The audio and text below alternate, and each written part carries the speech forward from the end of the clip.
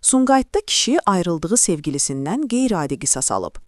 Lentaz xəbər verir ki, 33 yaşlı İkram Quliyev bir həftə əvvəl ayrıldığı sevgilisinin yaşadığı evə gedib. Burada o, qapını davamlı olaraq döysə də qadın məhəl qoymayıb.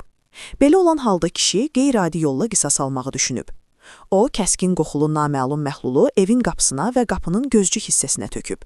Kəskin qoxudan qadının vəziyyəti pisləşib. Onun şikayəti əsasında polis əməkdaşları İkramı saxlayıblar.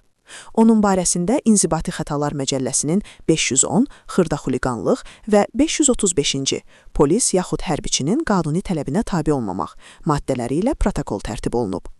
Zərərçəkən qadın bildirib ki, 11 ildir İkramla sevgi münasibətləri var. Son zamanlar münasibətimiz pisləşib və bir həftədir ki, ayrılmışıq. Həmin gün saat 20 radələrində İkram gəlib mənzilimin qapısını fasilələrlə döydü, lakin açmadım. Bundan sonra o, qapıma və gözcü hissəyə kəskin qoxulu maddə tökdü. Qoxudan vəziyyətim pisləşdi və 102 xidmətinə zəng etdim.